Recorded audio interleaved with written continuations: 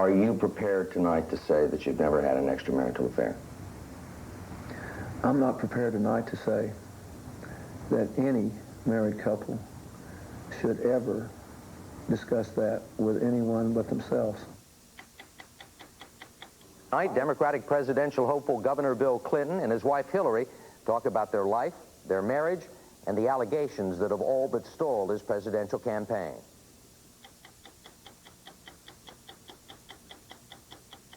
For Arkansas Governor Bill Clinton, on Monday his picture was on the cover of Time magazine, anointed by the press as the frontrunner for the Democratic presidential nomination. 6 days later, he's trying to salvage his campaign. His problem? Long-rumored allegations of marital infidelity finally surfaced in a supermarket tabloid. And last week, they were picked up and reprinted, unsubstantiated, by the mainstream press.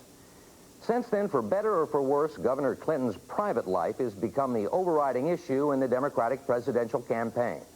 Earlier today, Governor Clinton and his wife Hillary sat down with me to try to put the issue to rest. Keep in mind, as we said earlier, all of the allegations are unsubstantiated. All have been denied by everyone involved, except for the case of Gennifer Flowers, a former television reporter and cabaret singer. Gennifer Flowers, in a tabloid interview for which she was paid, says she carried on a long-term affair with Governor Clinton from the late 1970s through the end of 1989. Who is Gennifer Flowers? You know her. Oh, yeah. How do you know? How would you describe your relationship? Very limited, but until this, you know, friendly, but limited. I met her in the late 70s when I was Attorney General. And she was one of a number of young people who were working for the television stations around Little Rock. And, the people in politics and the people in the media knew each other then, just as they do now. She left our state, and for years I didn't really hear from her and know what she was doing. Then she came back, I don't know, sometime a few years ago, and went to work again in the state. So that's who she is. Was she a friend, an acquaintance? Did your wife know her? Oh, yes. Sure. She was an acquaintance, I would say, a friendly acquaintance. When this rumor story got started in the middle of 1980, and she was contacted and told about it, she was so upset, and she called back, she said, "How can I be listed on this? I haven't seen you for more than 10 minutes in 10 years. She would call from time to time when she was upset or thought she was really being hurt by the rumors. And I would call her back. Either she would call the office, or I'd call her back there at the office, or I'd call her back at the house. And Hillary knew when I was calling her back. I think once I called her when we were together. And so there's nothing out of the ordinary there. She's a legend and is described in some detail in a supermarket tabloid, which she calls a 12-year affair with you. That allegation is false. When this woman first got caught up in these charges, I felt, as I felt about all of these women, that, you know, they've just been minding their own business and they got hit by a meteor. I mean, it was no fault of their own. We reached out to them. I met with 2 of them to reassure them they were friends of ours. I felt terrible about what was happening to them. You know, Bill talked to this woman every time she called, distraught, saying her life was going to be ruined. And, you know, he'd get off the phone and tell me that she said sort of wacky things, which we thought were attributable to the fact that she was terrified. It was only when money came out, when the tabloid went down there offering people money to say that they had been involved with me, that she changed her story. There's a recession on. Times are tough, and I think you can expect more and more of these stories as long as they're down there handing out money. I'm assuming from your answer that you're categorically denying that you ever had an affair with Gennifer Flowers. I said that before, and so is she. You've said that your marriage has had problems, that you've had difficulties. What do you mean by that? What does that mean? Is that some kind of, help us break the code? I mean, does that mean you were separated? Does that mean that you had communication problems? Does that mean you contemplated divorce? Does it mean adultery? I think the American people, at least people that have been married for a long time, know what it means and know the whole range of things that it can mean. You've been saying all week that you've got to put this issue behind you. Are you prepared tonight to say that you've never had an extramarital affair? I'm not prepared tonight to say that any married couple should ever discuss that with anyone but themselves. I'm not prepared to say that about anybody.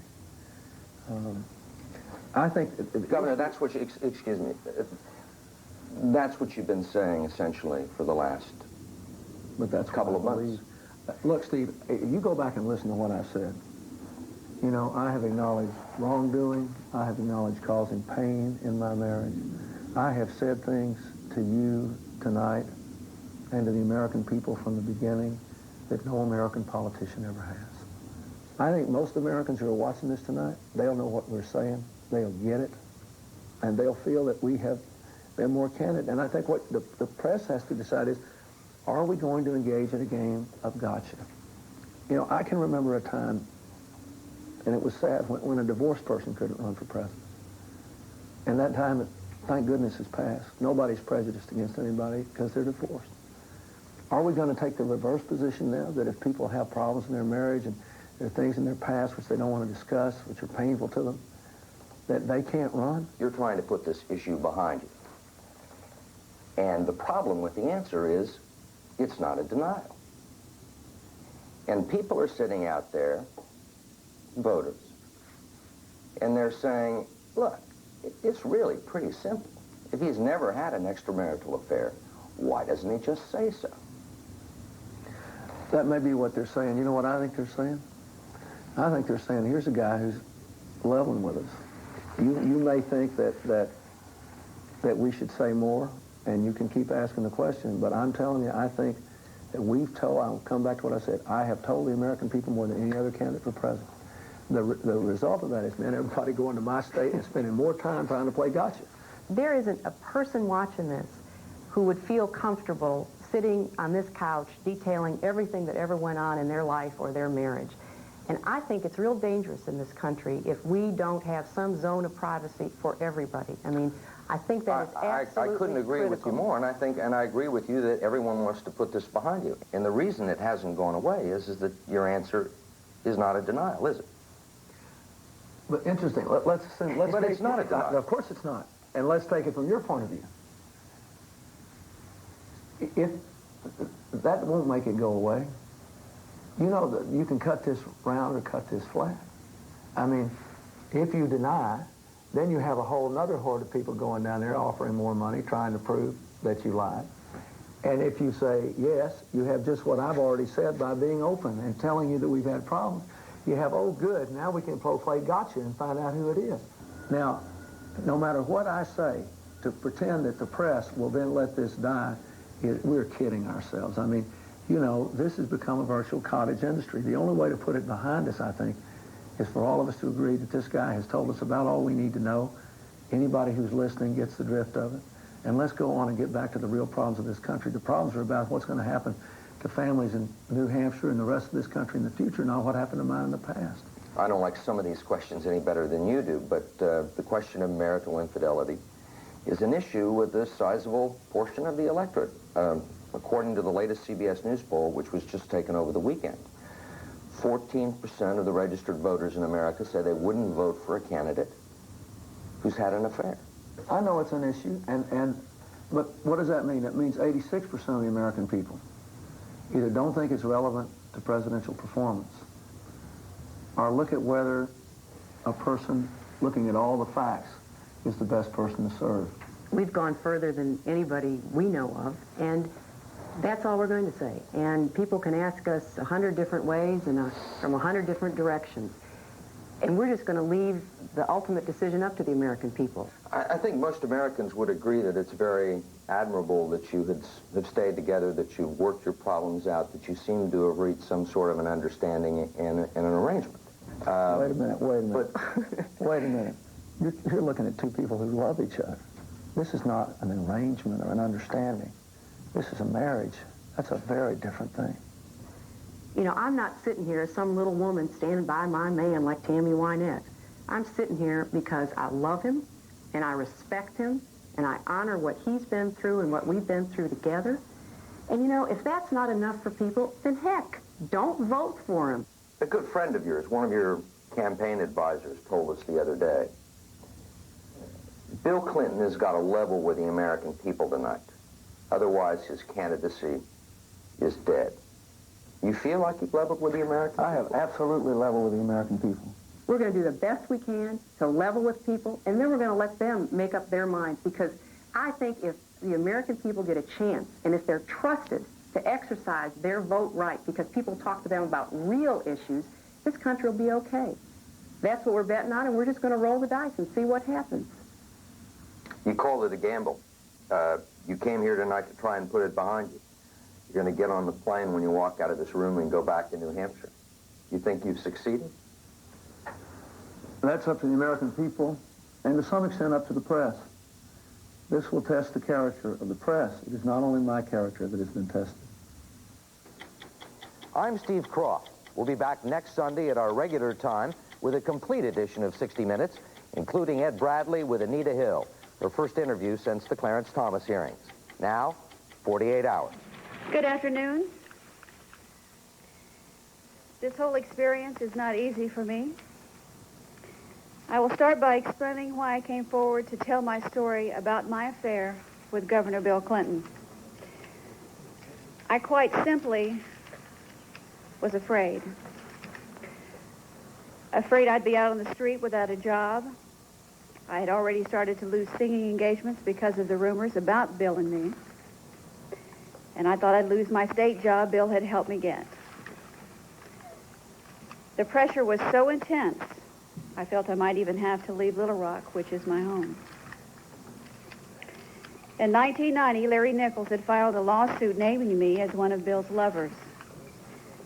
The rumors spread and the pressure was enormous.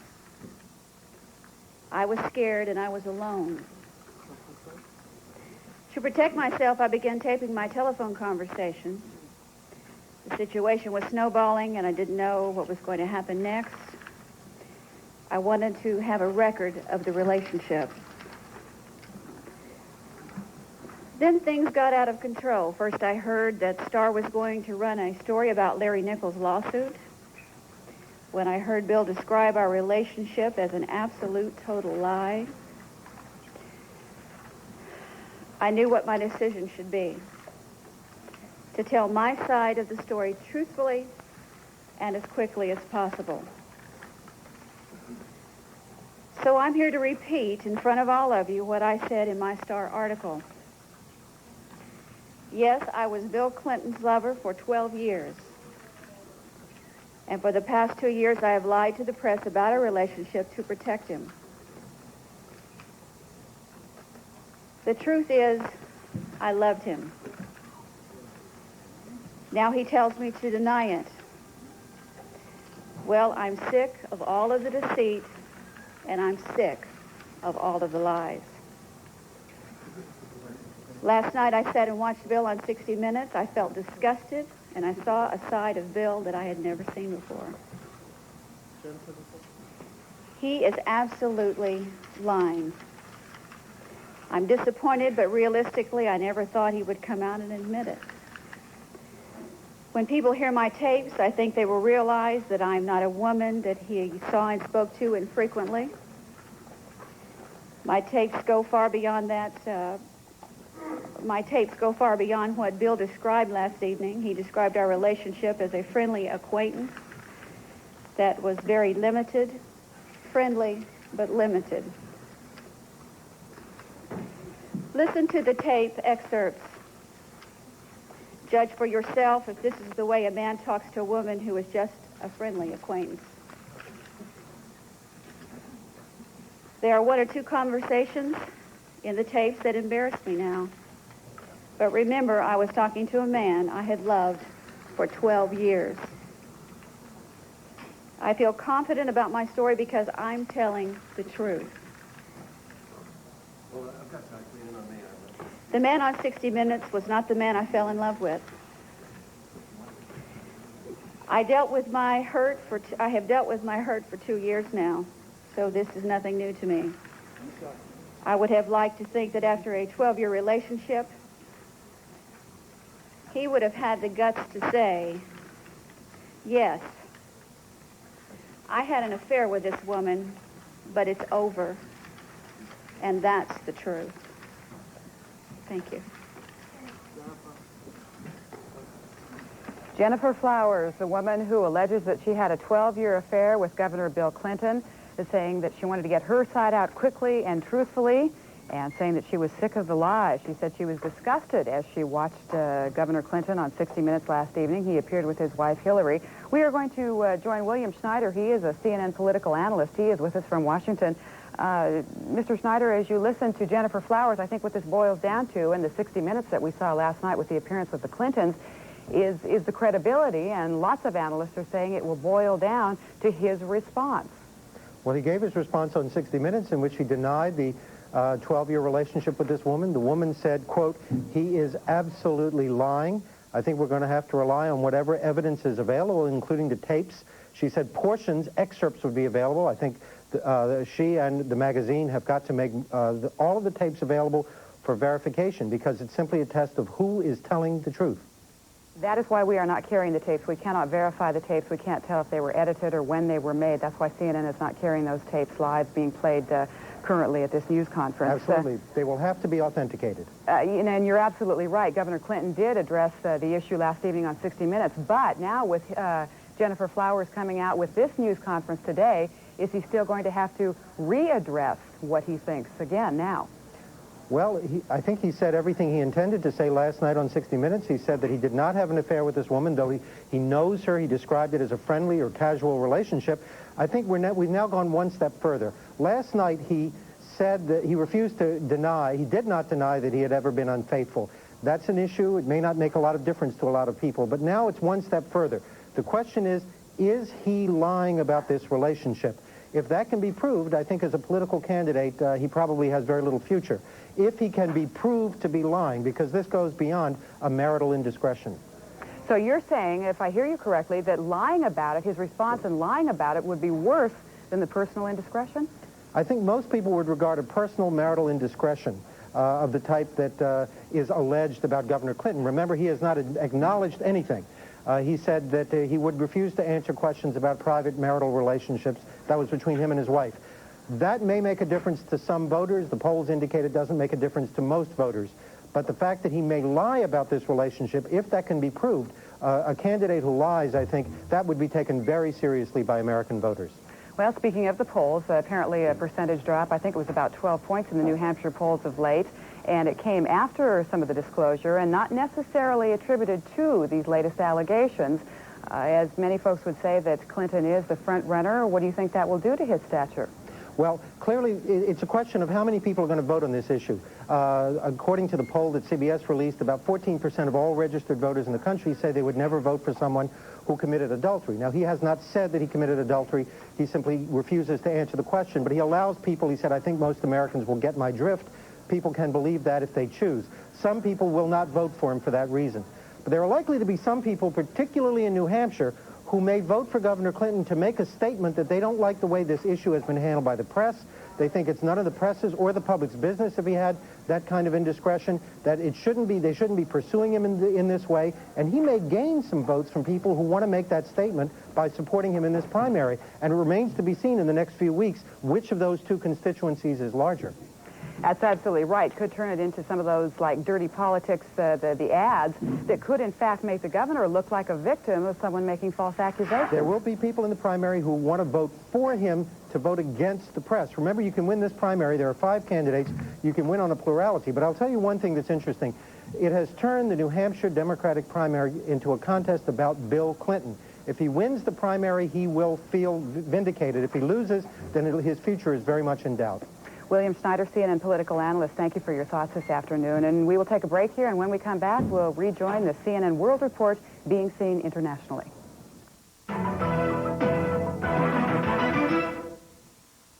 CBS News poll registers another big drop in President Bush's popularity. And years. Good evening. Dan Rather reporting. The woman paid by a supermarket tabloid to tell her story of an alleged affair with Democratic presidential candidate Bill Clinton held a news conference today.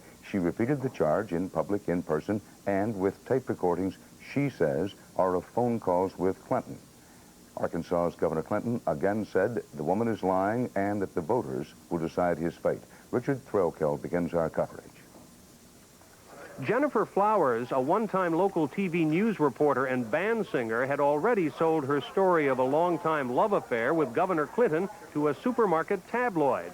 Today, she detailed it at a TV news conference in New York. Yes, I was Bill Clinton's lover for 12 years. And for the past 2 years, I have lied to the press about our relationship to protect him. Although their affair, she claimed, ended in 1989, Ms. Flowers said she'd taped telephone conversations between herself and Clinton for the past year, until several weeks ago, to protect herself, she said, with a record of their relationship. Listen to the tape excerpts. Judge for yourself if this is the way a man talks to a woman who is just a friendly acquaintance. Hello? Gennifer? Yes. Bill Clinton. Hi, Bill. Hey, I tried to call you. I can't believe I got you. Well, when did you try to call me? Last night, late. Well, I was here. Did you take your phone off of her? Well, I did. On the edited audio tapes provided by Star magazine, Flowers does most of the talking, sometimes in intimate terms. The voice on the other end resembles that of Governor Clinton, at one point urging her to deny they had a relationship. If they ever hit you with it, just say no and go on. There's nothing they can do. At one point, there's a critical reference to Governor Mario Cuomo of New York. Well, he seems like he could get real mean. Yeah, I wouldn't be surprised if he didn't have some mafioso major connections. Well, he acts like one. Yeah. Last night on the CBS News program 60 Minutes, Clinton described Flowers as an acquaintance, but denied ever having an affair with her. Well, I regret that she did it. Her story is not true, and she did it for money. Both he and his wife Hillary maintained that their private lives were none of the public's business. There's a zone of privacy within which every marriage has to work and grow if it's going to last. And I think we've tried to be as honest as we feel we can be in saying that we're proud of our marriage. We've kept it going. But Clinton did acknowledge he had called Flowers to give her advice.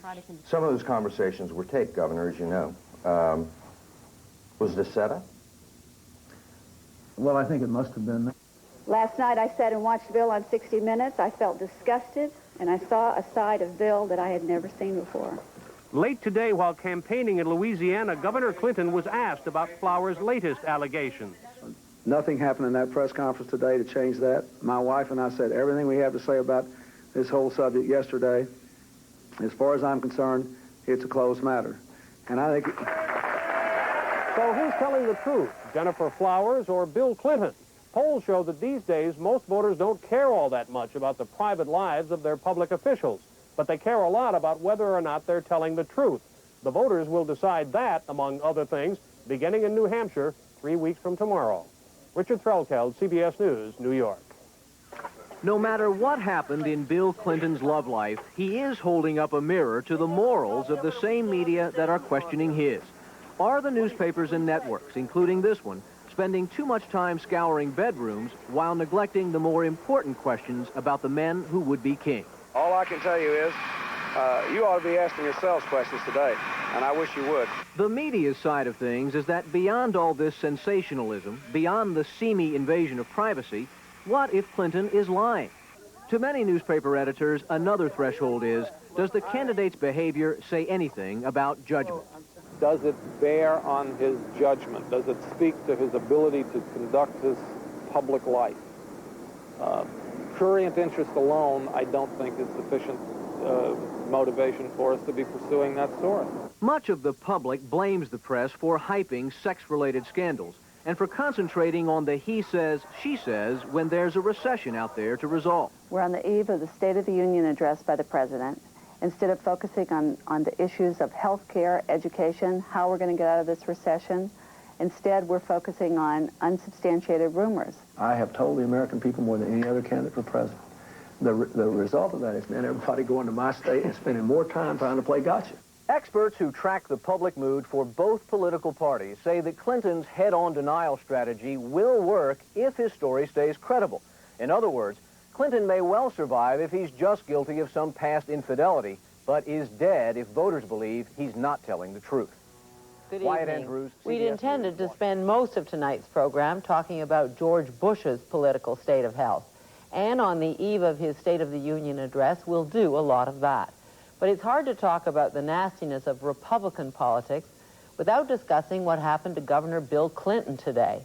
Clinton was looking like Bush's Democratic challenger until a woman stepped forward to strengthen her claim that she had a long-time affair with him. Clinton has always denied that allegation. But still, it calls to mind Churchill's maxim about politics and war. They're a lot alike, except that in politics you can be killed many times. Joining us from Washington are Charlie McDowell, a columnist with the Richmond Times-Dispatch, and Eleanor Clift, Washington correspondent for Newsweek magazine. Eleanor Clift, can the governor of Arkansas possibly pull this one out? I gather there's blood in the water tonight in Washington. Well, I think that the New Hampshire primary is going to be a contest between how voters feel about the allegations of his marital infidelity versus how upset they are by what many consider press sensationalism of these charges. So it's kind of infidelity versus press hatred. And right now, I'm not prepared to say which comes out on top, but I think the governor But wasn't that the story up until yesterday, up until this woman came forward today? Now she's saying categorically, I loved him, and he lied. This guy was on 60 Minutes last night saying that, yes, it's true he was unfaithful to his wife, but not with this woman. Well, if you listen to what he said, he denied having a 12-year affair with her, but he said he knew her sporadically over the years and their relationship was friendly but limited.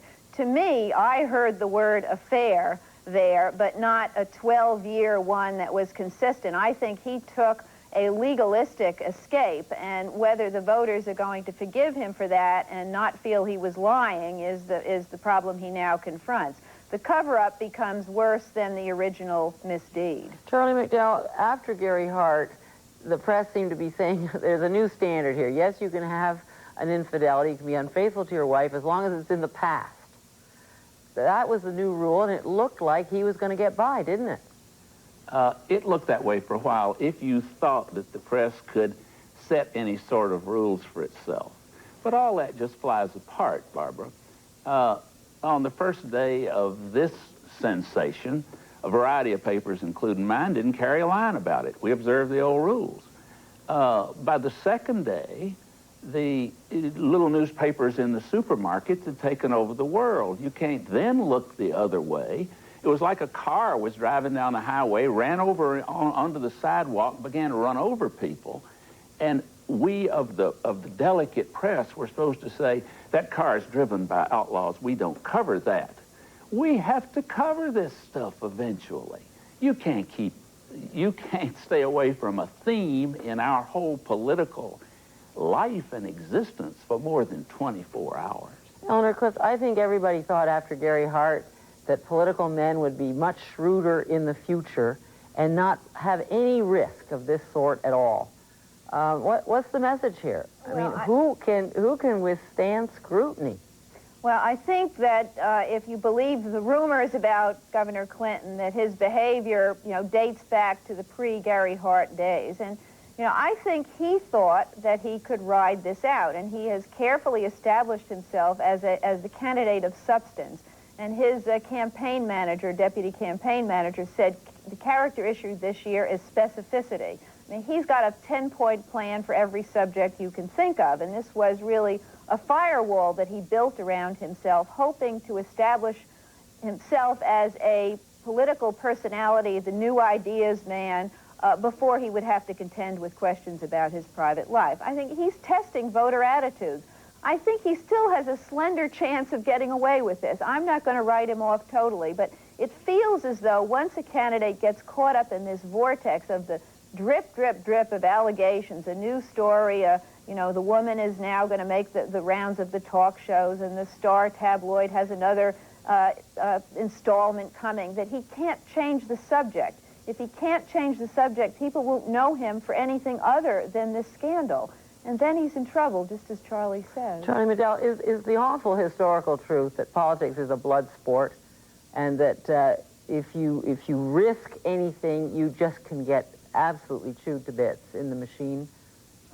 That is true to a considerable degree, and the interesting thing about it is how true it has become in the television era, when politics is something that goes into people's living rooms and families sit and look at it who aren't even interested in politics. the trivializing influence of politics on television is awesome. And this is just another example of the supermarket to the television set to the politics, and the politics is drained of its dignity and drained of its significance as we turn it into sleazy stories to talk about. Very quick last point from you, Eleanor Cliff.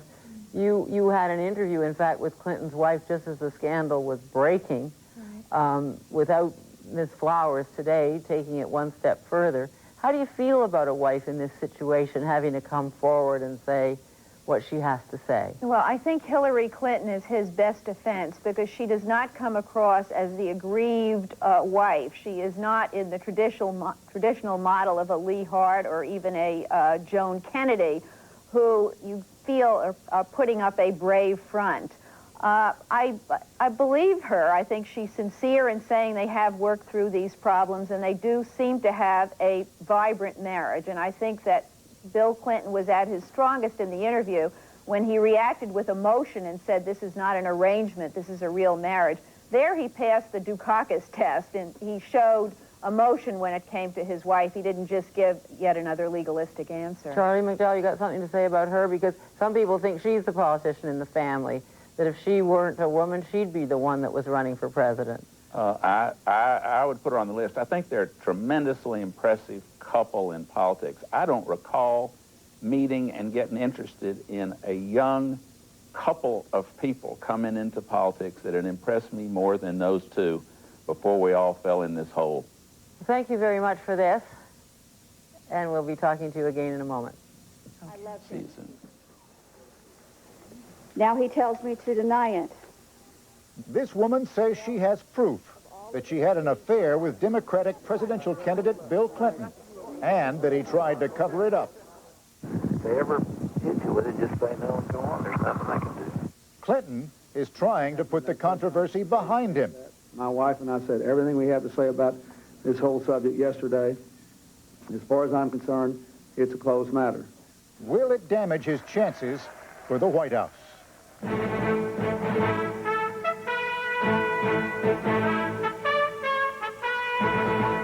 This is ABC News Nightline. Substituting for Ted Koppel and reporting from New York, Forrest Sawyer. For all those who thought we've started reliving the 1988 presidential campaign, for all those who thought Arkansas Governor Bill Clinton was starting to resemble Gary Hart, you might want to think again. Throughout the night, pollsters from ABC News and other organizations have been calling voters around the country, asking them how the allegations of adultery have influenced their opinions of Clinton, the presidential race, and the media. 8 out of 10 Americans tell ABC News Clinton's fidelity to his wife should not be an issue in the campaign, and the press should drop it. Only 10% say the allegation makes them significantly less likely to vote for Clinton. Even Governor Clinton's aide said his television appearance to answer the charges was a roll of the dice, and it appears tonight the gamble is paying off. Among those who saw the broadcast, 70% approved of his response. The poll has a margin of error of 4 points. And in New Hampshire, which has the first presidential primary on February 18th, polls that showed his support slipping tonight indicate Clinton is gaining strength. Governor Clinton was contacted, told of these poll results, and he said he is gratified by them and indicated it is time to move on with the campaign. Tonight, we will bring you more of these poll results, hot off the presses, and we will look at what this means for the presidential campaign in this expanded edition of Nightline. First, Nightline correspondent Jeff Greenfield.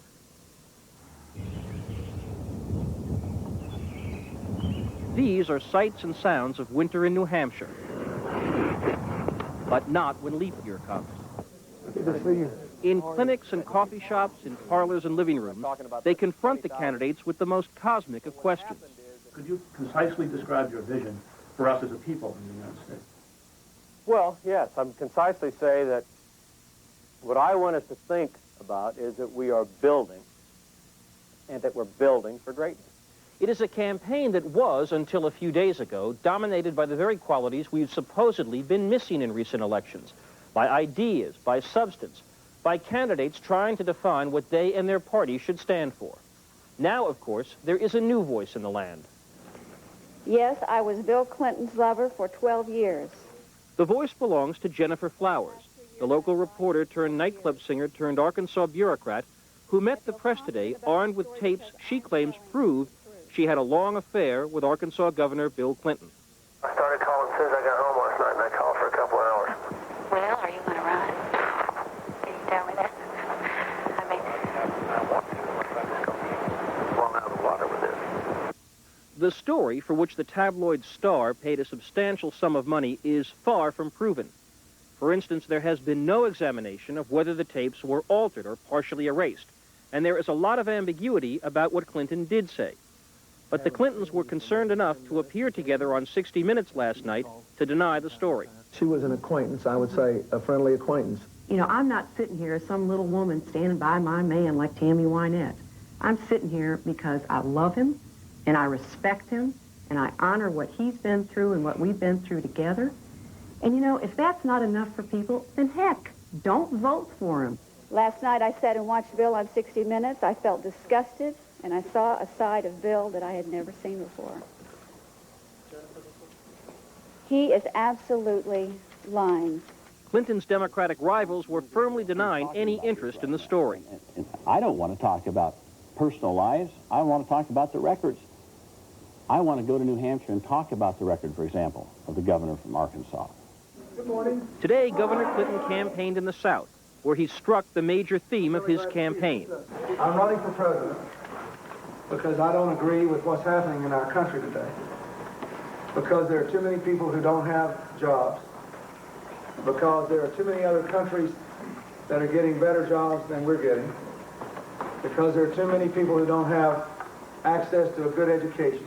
He also tried to close the door on any more comment on the matter. She didn't tell the truth. He is down here raising money, which he's been doing faster and better than any of the other Democrats. And he's down here getting endorsements, which he's been doing, particularly in the South, faster and better than any of the Democrats. In Mississippi and in Louisiana, he was very well received, enthusiastically received, and the only questions he got on these womanizing allegations were from the local press. It's good to have you. On one of our national surrogate salons today, the audience reflected the deep divisions over the relevance of the issue. Does it really matter if he had an affair for 12 years? Right. If his wife forgave him. If his wife forgave him, it's none of our business. If it's okay with the family, what's our business here? A potential long-term betrayal of the people closest to him. And if he do that to them, do you believe why would he do that to us? Do you believe it? In New Hampshire, the sentiments were similarly divided. Everybody makes mistakes in their personal life. And, I mean, it doesn't say what kind of man he's going to be to run the country. I think I'm going to vote on the issues rather than, the personal things. I think it's an issue with anybody who's running for office, whether it's president or anything else. And the controversy was topic A among prominent political insiders. I think that the press has to take responsibility for their own playing of this game. They're not asking the questions about the issues. They're asking the questions about did you or didn't you. 80% of the American public is just finding out about this guy. The questions that are being raised are he's either a liar, an adulterer, or both. It's not a very good base to begin a political career from. So what's his next step? I think he's going to get out of the race. I think he's got to get out in the next 2 or 3 days. Otherwise, he's going to get badly damaged. The danger for the Democrats, not just for Bill Clinton, but for all of the Democrats that are running at this time, is that this scandal or controversy could be a distraction that would prevent any of them from having a fair chance to really have a chance to get their point of view before the public, to address them, and to see how they go over with the voters themselves. All this comes at a time when the nation is in the midst of a persistent recession, when the country seems gripped by an overweening sense of fear about its future, when the president is preparing to offer his prescription for reviving the American economy. And it comes at a time when the Democratic candidates have been facing directly the problems of why voters have deserted their party. When it comes to the question of economics, nobody trusts liberals, particularly Democratic liberals, to run the economy. They see us as a guaranteed tax and spend situation that will just take people over the economic cliff. And they're right. We've got to demonstrate, or the American people won't trust us, our capacity to take on sometimes our own friends. We've got to demonstrate our capacity to offend interest groups that want to maintain the status quo. Well, now, of course, this debate is on hold. With barely 3 weeks left in the New Hampshire campaign, The only question on the table seems to be whether Bill Clinton has suffered a crippling blow to his campaign. If the first public reaction as measured by the polls is to be believed, and instant polls have to be taken with a satchel of salt, the answer is no. Absent the dropping of another shoe, most voters appear to be saying, let it drop. If that is right, we just may be able to turn back to other, less exciting matters, like the economic future of the country. Forrest? You know James Cargill, who is Clinton's campaign strategist, been talking to reporters on the campaign plane, and he said that these kinds of scandals are the crack cocaine of journalists, that we all say we want to stop. Here comes another one, and we just one more time have to dip into it. I think it's more complicated than what Jim Carville is saying. I think there are people who love these kinds of stories. I also have to tell you, and it may sound pretentious, that there are a lot of people at ABC and elsewhere who hate this story, who wish it would go away, who wish we could get back to covering whether the Democratic Party has a new message, whether President Bush has a real program. But I have to admit that when the fire bell goes off, a lot of us do jump on that fire truck and head out in search of the fire. But you are stuck with 8 out of 10 Americans now saying, look, you are hammering a dead horse. Stop it. Well, as I said, in the first place, this is a one-day polling situation. We have to see what happens as Bill Clinton goes out and campaigns. What I think may be very gratifying is if, in fact, the voters say, look, we'll be the judge of whether we think his alleged affairs, if he had any, disqualify him from the White House. Why don't you guys go back and cover the campaign? I'd like to believe that we'll all take that advice. I'm a tad skeptical. Jeff Greenfield, thanks very much, Jeff. When we come back, we're going to be joined by Joe Grandmaison, who is the former chairman of the New Hampshire Democratic Party, and who tomorrow will announce his support for Bill Clinton. By journalist Elaine Carmack, who says, or Kmart that is, who says that extreme caution must be used when dealing with charges of sexual misconduct. By syndicated columnist Cal Thomas, who says neither Bill Clinton nor the media understand how deeply middle America feels about the issue of adultery. And by ABC News correspondent Cokie Roberts. Of Grand Maison, the former chairman of the New Hampshire Democratic Party.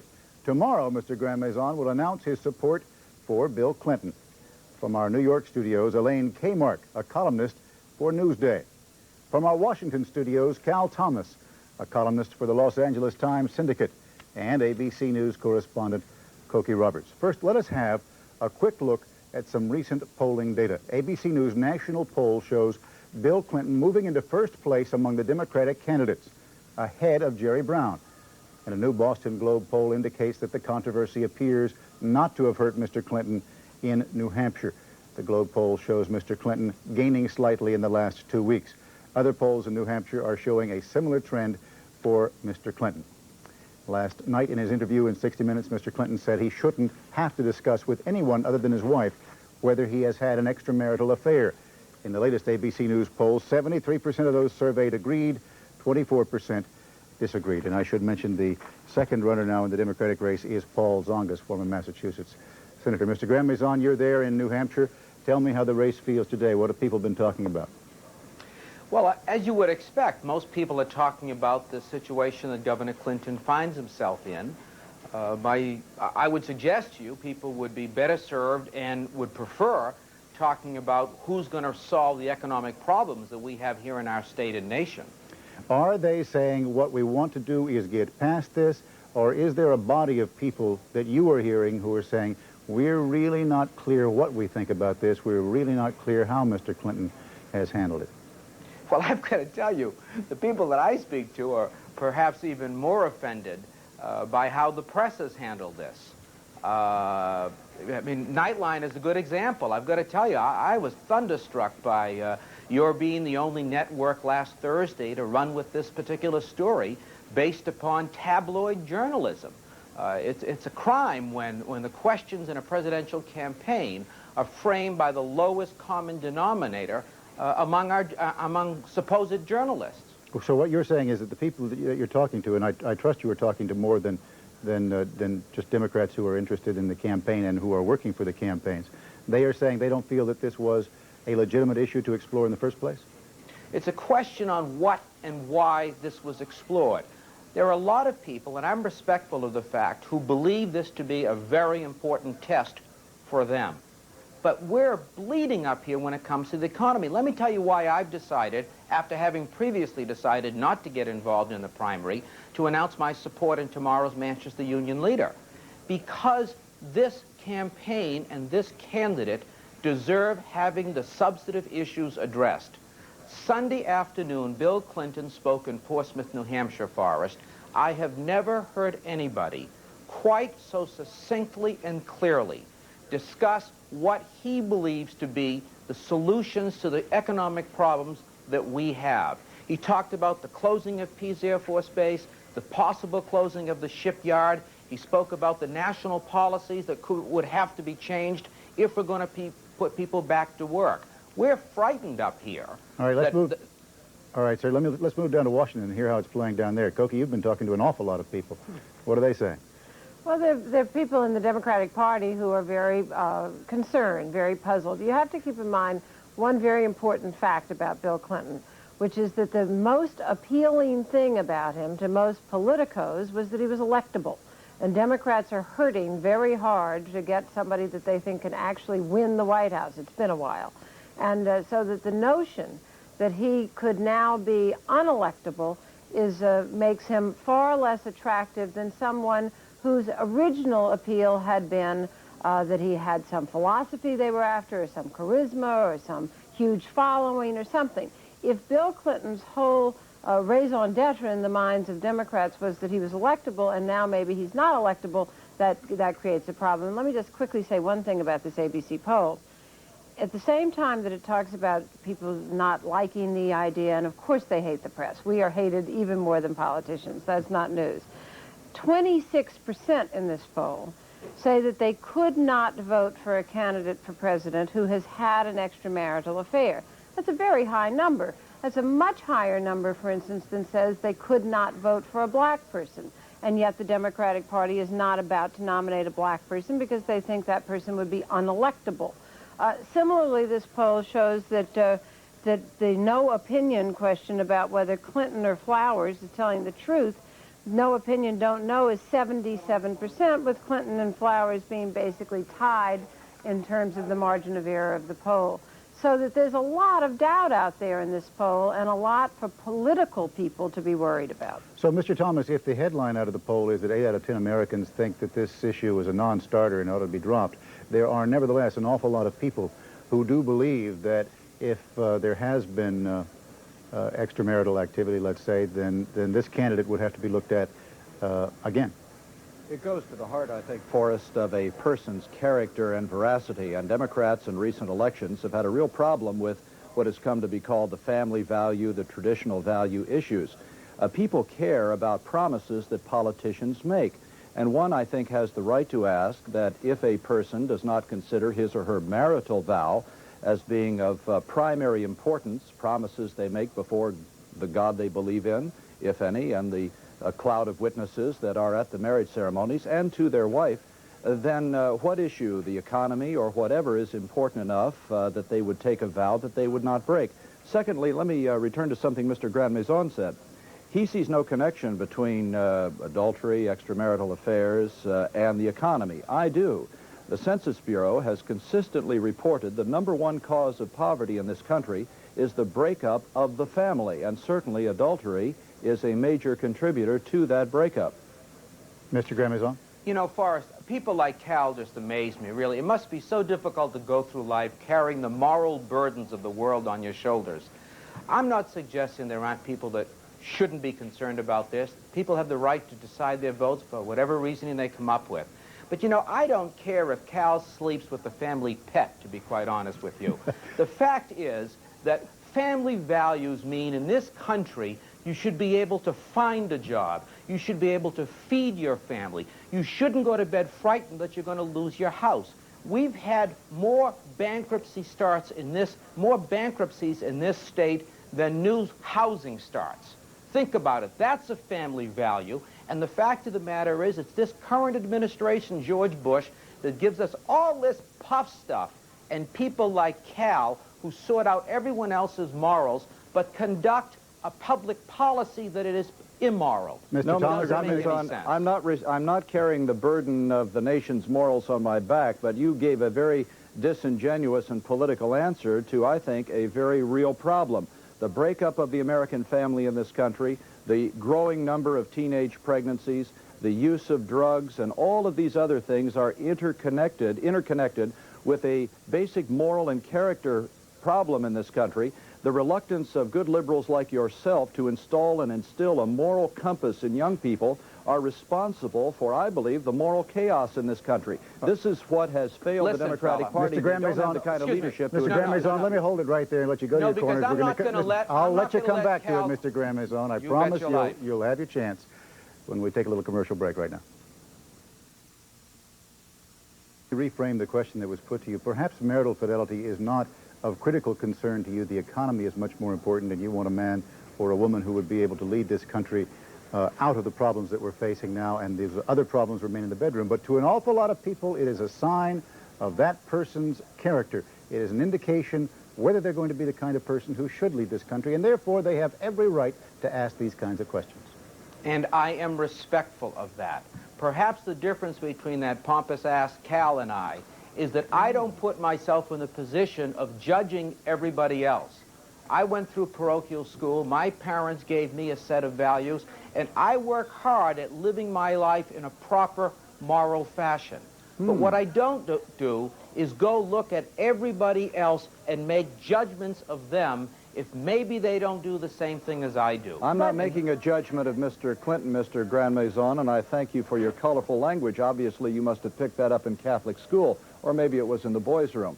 What I'm saying, I'm not judging Mr. Clinton.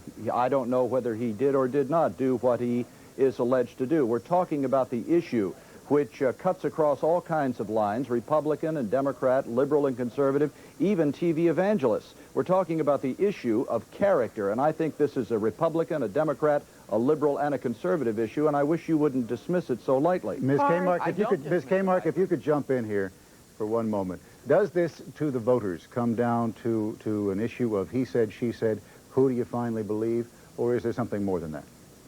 Well, I think to a certain extent it'll come down to that. But let me remind you, Forrest, and everybody in the viewing audience of an era in our politics which a lot of people would just as soon forget, about 40 years ago, called McCarthyism. And what was distinctive about the McCarthy era was that it was the allegation that you were a communist. All somebody had to say was, that guy's a communist, and that person could lose his job, his reputation, his friends, everything. We now seem to be on the verge of a new era in American politics, which I'll call sexual McCarthyism, where simply the allegation is extraordinarily damaging. Just a couple months ago, lots of people were saying, some friends of mine in the feminist community were quick to jump and say that the allegation against Clarence Thomas means that he should step down and take himself out of running for the Supreme Court. Anita Hill did the right thing. She stepped forward, she submitted herself to cross-examination by a large group. It became clear that we couldn't find any ulterior motives, and still America gave Clarence Thomas the benefit of a doubt. Here you've got a situation where there is a much less credible witness. She has been paid. She has been found to be not completely truthful in her past statements and her current statements. This tape sounds to some like a setup. There are a lot of questions, and I think that while the focus has been on Mr. Clinton and the focus has been on the press, the focus now has to shift to the person who is making the allegations. Because in this country, we don't count somebody guilty unless they've been proven so. And so I think the burden of proof has to go to the accuser in this case. Koki?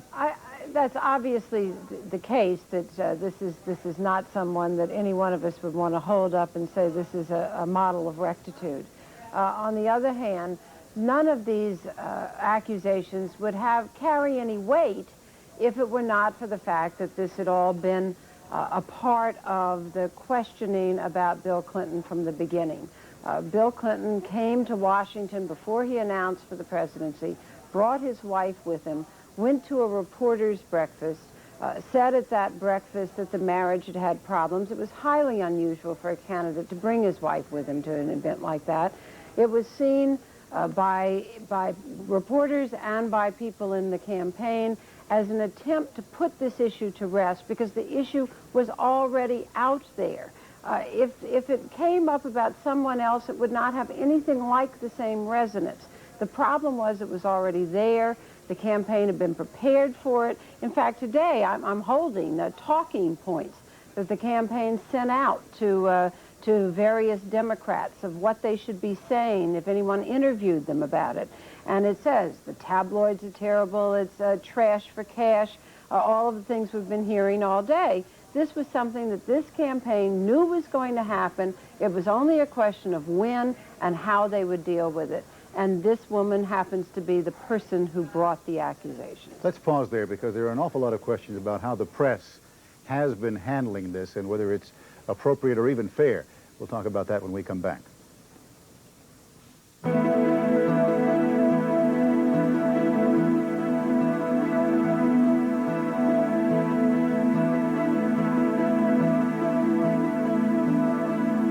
Discussion and give you some more results from polls that are being released tonight.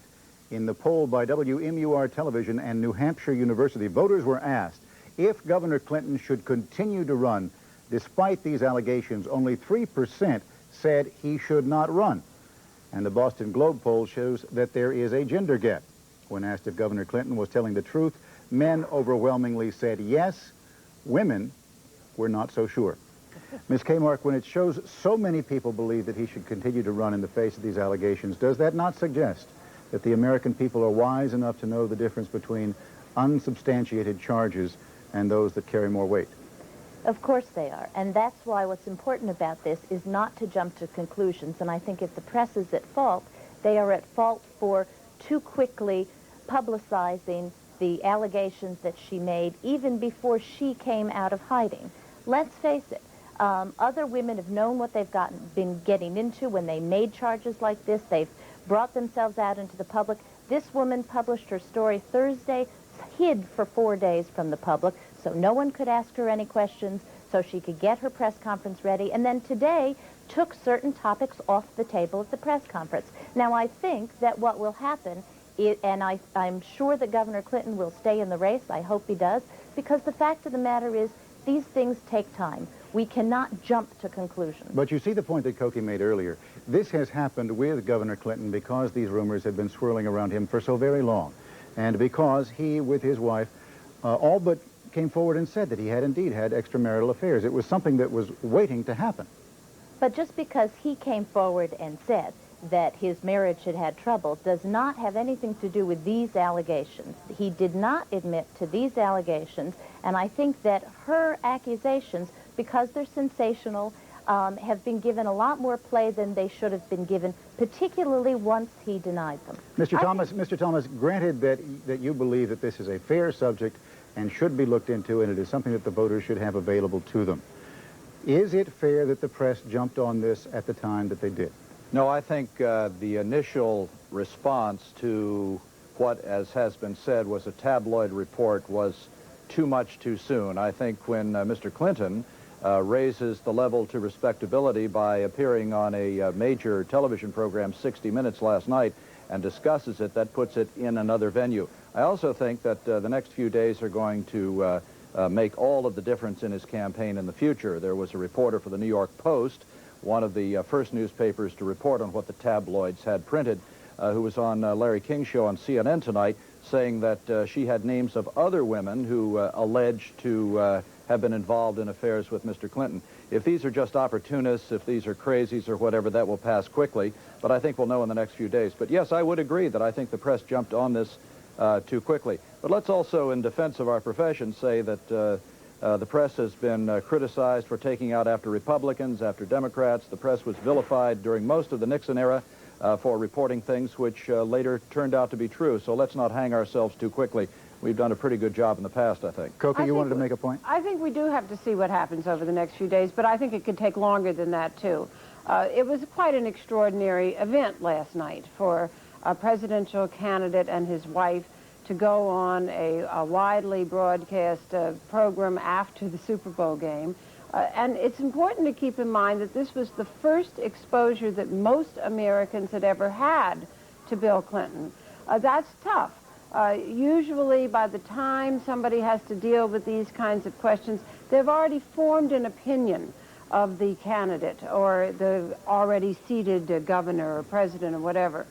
In this case, they met him under the cloud of these accusations. Now, given that very difficult situation, I think that he handled it with dignity and that Hillary Clinton handled it with a great deal of strength. But today I got reports from lots of Democratic offices that fundraisers were coming around and saying, now what? What do we do now? People will hold back. The campaign will certainly not have the kind of momentum that it had behind it. And then people will wait to see if other allegations come out. It's going to be a very, very tough time.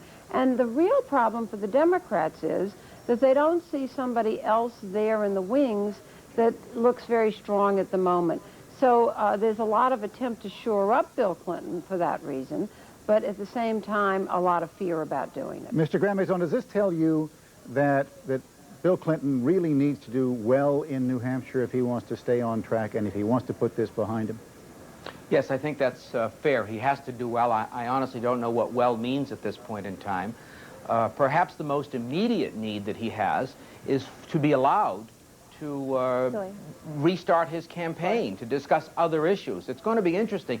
Nobody in the press defends the practice of taking a tabloid, unsubstantiated charges in a tabloid paper and promoting them, yet that's what's occurred. Now we have to see if the press is willing to allow the campaign to refocus towards other issues. Only time's going to tell. Listen, can I add to that? It strikes me that one of the reasons that Bill Clinton was such a strong candidate in the last couple of months is that he in fact has a base. It is a southern base. We saw today he collected a lot of endorsements in Mississippi and Louisiana. If the press, now that they've let this go as far as they have, it seems to me that all these investigative reporters have to be down there looking at her motivations for doing it, at whether this was a gigantic hoax setup that's been perpetrated on the American people. This may take some time. Bill Clinton may suffer somewhat in New Hampshire, but the fact of the matter is he then has subsequent primaries to go into. And I think the important thing here is that people, now that this allegation is out there, look at the allegation itself. Go ahead, Cokie. I think that's true, and with any luck, from Bill Clinton's perspective, this is it. This is the last one out there, but clearly he has indicated that he expects more, and that's something he has said over and over again. He says that we're in a time of recession, and if there's money out there coming from the tabloids, that people will be willing to tell more stories. That's true in his talking papers. It says we expect more tabloid trash in the weeks to come, but you're not going to hear us dignifying it anymore. I think that there's something that they know about that we don't yet know about, and that it's going to be very hard if this is sort of a drip, drip, drip of a story a day or a story a week to overcome that. Do you think, Mr. Thomas, looking at it from your point of view, that if it does come out in these kinds of charges, whether they be unsubstantiated or otherwise, sort of poking at the campaign, it is going to define Bill Clinton in the minds of many voters as somebody who simply has these problems in his closet? Yes, I'm afraid it will, Forrest. Unfortunately, as I think Cokie pointed out a moment ago, this was the first image that many Americans, outside of Arkansas perhaps, or New Hampshire, who have seen him up close and personal in recent days because of the primary in New Hampshire, have had of this man. And television creates some very quick images. They're not always fair. Very often they're not. But I think it will stick. I would hate to have the image stick for Democrats or Republicans that somehow adultery is normal, or the inability of people to live up to their marriage vows is to be expected. Let me tell a very quick story, if I may, about Paul Tsongas, because I think this is a wonderful contrast, and I would hope that this would become the standard for a campaign. When Paul Tsongas was a senator from Massachusetts, it was discovered that he had cancer, and he decided to fight the disease and not to seek a certain second term. He was never a party goer in this town. He came home at night, put his daughters to bed, spent time with his wife at dinner, and one night, after deciding not to seek re-election, Paul Tsongas stood in his living room with his arms around his wife, Nikki, and said to her wistfully, "You know, Nikki, after so many years in politics, the only thing people are going to remember about me is that I love my wife." And she turned to him and said, "What's wrong with that?" That is a statement of a man with character. Ms. Kmark, look beyond this particular crisis with me, if you will, and see how this affects the presidential race. Is this going to be a defining moment, or do you believe that it could be something that will just be passed over and remembered as a blip on the radar screen? The problem with the entire episode so far is that long before this happened, with all of the Democratic candidates, there was a stature gap with the sitting president. It is very hard to beat an incumbent president.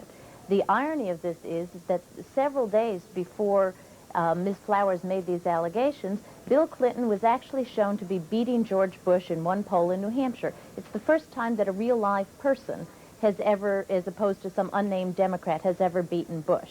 I'm afraid that the damage to this may be that people look at the entire Democratic field and say, no, they can't do it. And I think that's going to be really very, very unfortunate. Let me also put in here, though, just a couple of weeks ago, a couple months ago, there was a prisoner someplace in the Midwest making allegations about Dan Quayle, the vice president, having bought cocaine. Famous people get people coming out of the woodwork making accusations at them all the time. Sometimes they get picked up in the press, oftentimes they don't. And it seems to me that because there's so much of this going on these days, there's a higher level of responsibility to check out these allegations before they're put on the air and before they have the same kind of effect on people's candidacies and their careers that McCarthyism had on an awful lot of people in the 1950s. Well, I think that Governor Clinton sort of put to rest the question of whether we should go on the air with this by his appearance on the air last night, and raised the level of discourse to a much broader level. I don't think there's any question about that. But it is also true that were it not for this story, what we would probably be talking about tonight is the State of the Union message tomorrow night, and what the problems are facing the president, and all of the disarray inside the Republican Party, and all of the expectations building up to the president's State of the Union, and all of the problems he's going to have meeting those expectations. So clearly, it is distracting from something that the Democrats would very much like to be the focus right now, and is hurting the Democrats' chances. I don't think there's any question about that. All of which means, Mr. Graham-Maison, that the Republicans are getting a bit of a free ride because of all of this, and that climb uphill has gotten a little steeper for you Democrats. Well, maybe that is the case, but the fact of the matter is that there's nothing that the president's going to say tomorrow night that's going to turn the economy around in 6 months or a year. I mean, he just recognized it 30 days ago that we were in a recession. Allow me to at least try to predict what New Hampshire voters are going to do. You've been up here, and Cokie was here over this past weekend. New Hampshire voters take a great deal of pride in the unique role they have in the nominating process. Just 20 seconds, sir. And we try to be very open-minded. We're willing to hear people out. We believe that we're fair to begin with and that we have a high degree of common sense. Bill Clinton is going to have to come back here and fight for some votes. And that's healthy, because if he fights hard to become this party's nominee, then we know he can fight right through November. And I've got 10 seconds. Is he going to win? Is he going to win? Who knows? It's early. As Cokie said, it's really early in this process to evaluate what this smear campaign really has done and hasn't done. All right, sir. We'll be watching. I thank all four of you for joining us tonight. And tomorrow night, Ted Koppel anchors a special nightline on President Bush's State of the Union address. White House Chief of Staff Samuel Skinner will be answering questions on the speech from viewers all across the country. But that is our report for tonight. I'm Forrest Sawyer in New York. For all of us here at ABC News, good night. Nightline is a presentation of ABC News. More Americans get their news from ABC News than from any other source. To put it on the cover? No. No. What's the rule, Cindy? When are you saying the fact, if Clinton had denied the Star, does that mean that if the Inquirer prints something about Tsongas tomorrow, he has to comment? How about if the Star prints something about Bush? Does he have to comment? No. Nobody could prove anything for Bush. You keep acting like this is something the people made up. How about court papers, honey? These were in court papers. Why is it that it's the newspaper that is to blame? We didn't cheat on anybody. We didn't make our wife look like a fool. We didn't try to con the American public. We didn't say, no, it didn't happen, and I had a momentary lapse that lasted 12 years. He got caught with his finger and other parts out there. And it's not our problem. It's his. The man who filed that court case yes. has since recanted. Yeah. He has said, I'm sorry, I meant to ruin Bill Clinton, but this has gone too far. They were rumors. I didn't have any evidence. I'm withdrawing my suit. He never The man's said name it is was a Larry lie. Nichols. I have a statement. Let me just read this and we'll get a break and come back with more. Larry Nichols is the disgruntled Arkansas state employee who was fired from his job and then filed a lawsuit against Governor Clinton because he felt he didn't receive a fair hearing. In a suit, he named the women who have allegedly had affairs with Governor Clinton, including Gennifer Flowers. All the women denied any involvement with Clinton, including Flowers, who has now reversed herself. I do not recant my charges when I withdrew my lawsuit. I only quit. This is his statement. I should have quit long ago because all it did was hurt my family. I did set out to destroy Bill Clinton, and I have done far better than I ever dreamed I would, but it was wrong. I apologize to the American people for helping to kick dirt on the election process.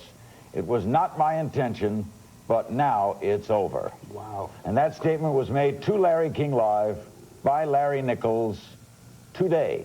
We'll be back, get the comments of all of our panelists. We'll be taking your calls later. This is Larry King Live. Cuomo, Governor Mario Cuomo of New York, Wednesday. State of the Union tomorrow. Don't go away.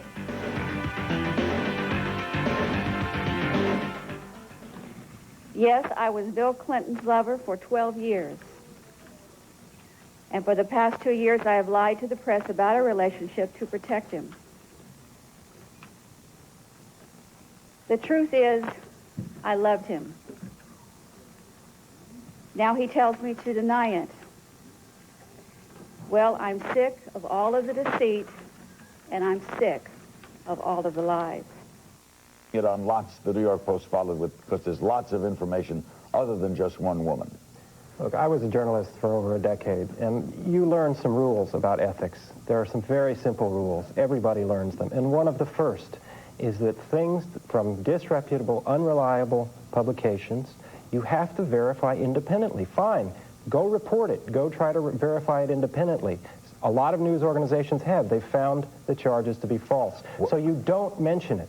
And that's what kept George Bush's name out of the press. What do you do, though, when a woman comes forward? In the George Bush case, no woman came forward and said, I slept with When George. a woman comes forward in the Star, you look for independent proof. Instead, what we found is a series of lies in her statements. She said she was Miss Teenage America. She never was. Newsweek has reported that this week. She said she went to the University of Arkansas. She didn't. She said she was a political reporter for a television station in Arkansas for 2 years. She was not a political reporter. Cindy, does the New York Post, when it runs some of this, realize, I mean, before they print it, that they're dealing with a life here, a political life, a life?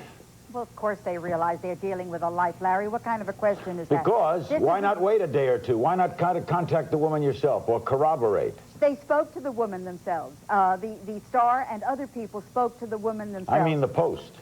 Let me tell you what this is. This is an indictment on society. It's not necessarily an indictment on morals. It's everybody today has gone too far. They have gone much too far in the movies. They have gone much too far in four-letter words. I'm seeing parts of people on screen I've never seen on my husband in private. So therefore, it's an indictment on the entire society. It just so happens it's easy to put it on the tabloids. I'd like to talk about kernels of truth. I want to tell you one quick story from my article. I don't want to take too much thunder away from it. About 2 weeks before they were married, Chelsea Noble and Kirk Cameron, the star of Growing Pains, saw an article in the Star that said, I was Chelsea Noble's lover. It's exactly the same situation here on a smaller scale. Here's what we found out. The man who claimed this was paid $5,000. And when I interviewed the editor who approved the story, I said to him, well, what was your proof? How did he convince you that this was accurate? His answer was, well, nothing except the guy claimed he was a photographer, and sure enough, he was a photographer. But here's the kicker. What we later found out is that this guy is an obsessed fan, or is regarded as an obsessed fan by the police, the kind of person that shows up on a doorstep with a revolver and a copy of Catcher in the Rye. And this just exacerbated the situation. Cindy, why do you believe this lady? Sir, back in the Stone Age, there was a man called LaGuardia. LaGuardia said, when I make a mistake, it's a beaut. And what he did was, I've forgotten, I wasn't around at the time, he owned up to whatever the mistake was, and everybody loved him. This Governor Clinton is talking around and around and around. Hasn't said one bloody friggin' thing so far. What would you do, Cindy, if you were Governor Clinton and you did not have an affair with this lady? I would say I did not have an affair with this lady. That's what he's saying. No, he didn't say that. No. He has not said that. He has said, I don't think it's necessary for me to say for married couples to speak in public about their private lives. He has not said, I categorically, 100% deny this. This is untrue. This is a lie. I don't know this lady. I never had a thing to do with this lady. Never said it. That's just wrong. Last night, he categorically denied that he had an affair with this woman. Where was I? I heard. I listened. Well, sir? I'm sorry, but last night on 60 Minutes, I was he at the Super categorically Bowl, so I denied didn't it. see what he categorically He had about 8 minutes Absolutely. on 60 Minutes.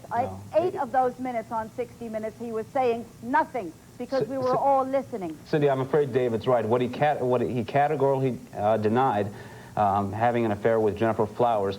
What you're referring to, I think, is references to other affairs. Did he deny a 12-year affair or any affair? Any affair. Any affair at all. Let me get a break, come back. We'll start including your phone calls. Our guests are David Osborne, Rod Lurie, and Cindy Adams. This is Larry King Live in Washington. Don't go away. I would have liked to think that after a 12-year relationship,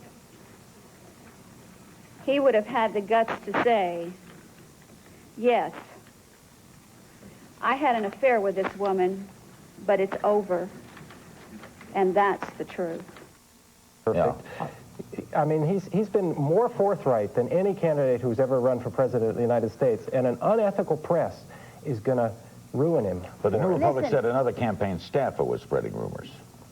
Right? Larry? Yeah, I'm sorry, Cindy, go ahead. Actually, this might even be good for him because it's part of the presidential resume to be a great lover, like John F. Superstud.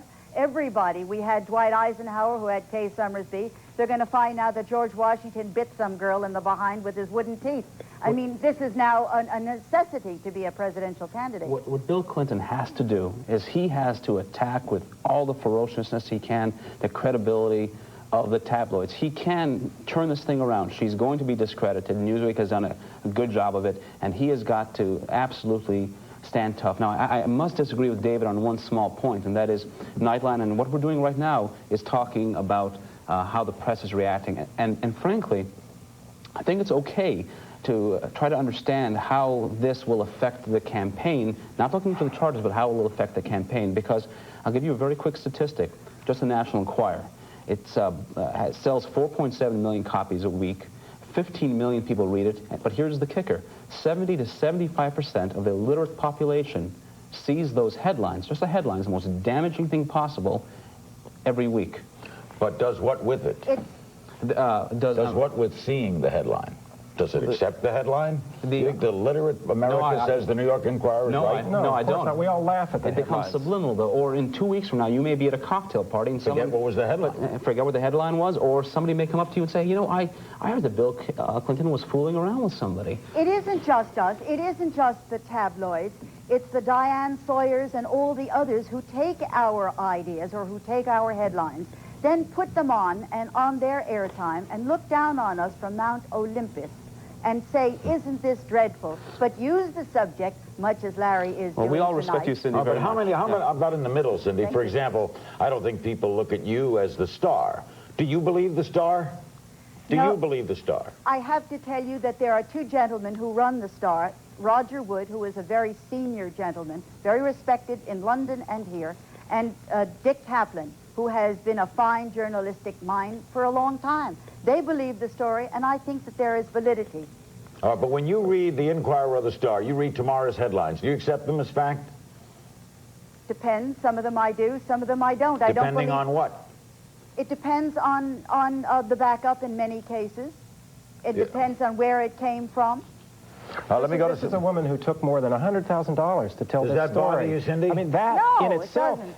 If Cindy knew the first rule of journalistic ethics, she would know that checkbook journalism doesn't cut it. If somebody pays $100,000 for a story, you assume it's wrong and you don't mention it until you can verify it independently. And nobody has verified this independently. In fact, the news organizations that have gone after it, the reputable ones, have found it to be false. And You are now, not saying because that the New York Post, a tabloid, puts it on the cover. The rest of them are following suit. You're dragging. The American people are so disgusted with the press. Your problem is that she got paid. Your problem is My not problem that is your that it's not candidate true. is so pure. Your problem is that she got paid. My problem is that nonsense. it's not true. You're not saying that the anywhere press that he's is so dragging perfect. our political process into the gutter, and the American people are disgusted with the American No, press. they're not. They have They're had listening it. to this. They love every little bit of it. I think, frankly, they love that it. And they're probably pleased that your candidate has a lovely little mouth.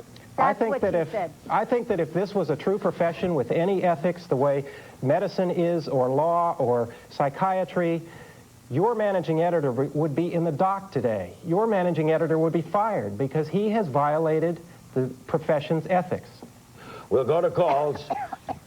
Phoenix, Arizona, for Rod Lurie, David Osborne, and Cindy Adams. Hello. Hello. Can you hear me? Yes. I thank the media because at this point it is not a question of sex. It is a matter of truth. My question is, how do they explain Governor Clinton's voice on the tapes that are saying to the Flowers lady, deny it, do not tell the Rod, truth? you were at that conference. What'd you hear? I was there, and I'll tell you what I heard. I heard tape recordings where at very important points where it might appear that he would be vindicated, it suddenly is mysteriously garbled. There are areas in the tapes that were just cut out. But one thing is very important. The word affair, the word lover, the word sweetheart never came from Clinton's lips. It is very clear to me from listening to these tapes that she was trying to set him up. She becomes very obscene at one point. And there is not a sort of a lover's understanding of the obscenity from Bill Clinton. There is shock. There is a pause. There is the word God. You know, I don't think it sounds like this call was a setup that she was taping to get him in trouble. It sounds like that to me. Did you hear the call, Cindy? Can I respond to the... No. David? Can I respond to that caller? The reason that the governor returned her phone calls is very simple. She was one of 5 women named in a suit by someone who has now recanted, said it was rumors, he has no evidence. She called the governor saying that she was worried her career was going to be ruined, her life was going to be ruined, and he reassured her. That's why he returned the phone calls. And if you heard the tapes today, there were short conversations. He was being polite and friendly, and I think she was trying to entrap him. We'll come right back with Rod Lurie, David Osborne, Cindy Adams. Rod's article appears in tomorrow's Los Angeles Magazine, and Cindy, as you know, will always be atop any kind of story that's breaking. And David Osborne is a domestic policy advisor to Governor Clinton. We'll all be back with more calls after this. You can quarrel with whether or not if a supermarket tabloid prints something that they paid for, it should even be covered at all.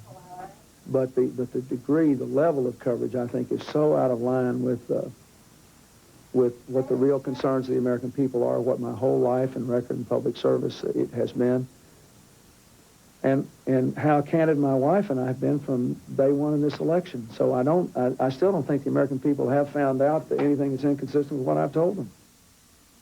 Rod Lurie, investigative reporter for Los Angeles Magazine. His article, Now They're Playing Dirty, comes out tomorrow. And Cindy Adams of the New York Post. And with us on the phone is Mike Walker, who is the general editor of the National Enquirer. Mike, are you there? Yes, I am, Larry. Okay, what can you, Well, I just noticed Rod Lurie shaking his head in recognition of my name. Mr. Lurie was on the air with me the other day, and I've been trying to get him back on the air with me ever since. Larry, I don't want to go to the Clinton thing, but he has certainly said enough about the National Enquirer, and I'd just like to mention one thing, Mr. Lurie, who you call an investigative reporter. He's, in fact, a movie reviewer. What he has neglected to say about the National Enquirer is yesterday Roseanne and Tom Arnold, who I think, Larry, you have had on your show, and I think we can all agree that they're no fans of the National Enquirer. They dropped a lawsuit against us yesterday, and in the lawsuit, they attacked a man named Jim Cruz, who's been going around telling everybody, including Mr. Lurie, that he was an Enquirer reporter for 3 years and was fired by us. That's a total lie. He was not. And I'm quoting Roseanne Barr, who says, quote, I'm reading from her press release, Larry, quote, we based our claim on erroneous information given to us by Cruz. Once it became apparent to our counsel that Cruz was unreliable, we felt morally obligated to immediately dismiss our claim against the Enquirer. The point of this is, Larry, that your investigative reporter knows that almost everything in his article was refuted by our lawyers, still went ahead and irresponsibly printed it, he will be sued by our editors and reporters for the scurrilous lies that he has printed about us, and I'm ready to answer any questions he has. Okay, Mike, you're going to sue Rod, is that it? We certainly are, Larry. Okay, have you read the article yet? Absolutely. Oh, you have read it. I spoke to Mr. Lurie at length, and Mr. Lurie hung up in the middle of the interview saying he had another interview he conveniently had to go to. Before I have Rod respond, are you trying to follow up on the Clinton story? The Clinton story is the Star's story. The one thing I will say, and I kept cheering Cindy on, and I kept saying, Cindy, for God's sake, why don't you just say the governor was on tape? Thank God that lady called in and said it. But, I mean, I would think that that would go to credibility despite Mr. Lurie's interpretation of it. All three networks led with the story tonight. So they seem to put a great deal of credibility. I think the point is not to start slashing at tabloids. I think, fine, find out if the story's true or not. But I think there's been certainly enough evidence on the record with the tapes to at least allow people to look into the story. All this talk about, you know, the governor is holier than and untouchable than thou is ridiculous. Mike, while I got you on, one other quick question. Yep. How should people read the Inquirer? Because, for example, I know that at times you have a story wrong. So are you telling people how should they read it when they pick up the Inquirer today and open that page? Should they say, it says this actor is divorcing this actress, that's the truth? Larry, anybody who picks up any newspaper, I will certainly say, including the National Enquirer, read everything you read with a grain of salt. As you know, the Washington Post had to give back a Pulitzer Prize several years ago because they lied about the existence of a little 8-year-old junkie, and that was Bob Woodward. Bob Woodward, the famed Bob Woodward. Anyone can make a mistake, Larry. No question about it. It wasn't Bob Woodward. All right. Thank you, Mike. Rod, you want to respond? You're going to be sued by the National Enquirer. Yeah, okay. Is Michael still on the line? Sure am. Okay.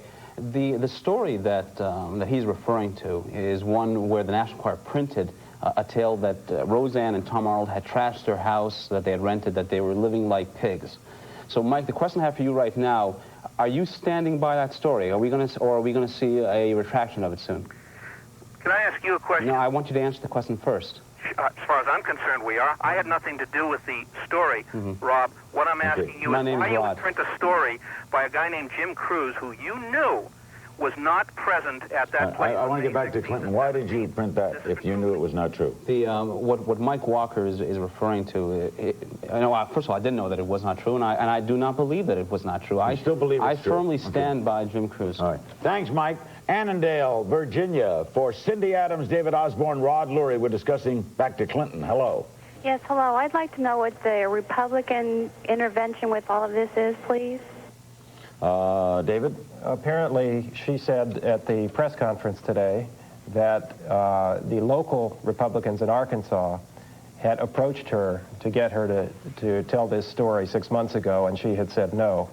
But the man who was the press secretary to the Republican gubernatorial candidate last time in 1990, the man who ran against Bill Clinton, is said to be the man who negotiated the contract between this woman and the Star. And he went on A Current Affair, one of the network programs, and didn't identify himself as the press secretary to the gubernatorial campaign. Threw mud at Clinton, talked about rumors. So, you know, politics in Arkansas is not like politics in the rest of the country. It's down and dirty, and the Republicans are going after this guy. Cindy, you have broken some big stories. If this were your story, would you have gone this route with it? Well, I would have been... Supposing she had come to you. Yeah. What would you have done? I would have called her mother. I would have called her friend. I would have checked the court papers. I would have looked for the man who was the manager of the apartment building and who said he saw Governor Clinton come in and out many times. I would have done all of those things. And then I would have gone to my lawyer and said, this is what I have. And this is what I hear, and it's also what I smell. There is a smell about this story. It seems good to me. And I have this on have you had tape. in the past stories like that don't pan out? Yes. Okay. So is it possible, to your way of thinking, that this lady is totally lying? Well, if you also believe Anita Hill was totally lying, I suppose it's possible. Larry, this lady claims that she met Clinton at the Excelsior Hotel in 1979 or 1980. She said that in the Star. The hotel wasn't built until 1982. This woman claims she was Miss Teenage America. She was never Miss Teenage America. This woman has told a series of lies.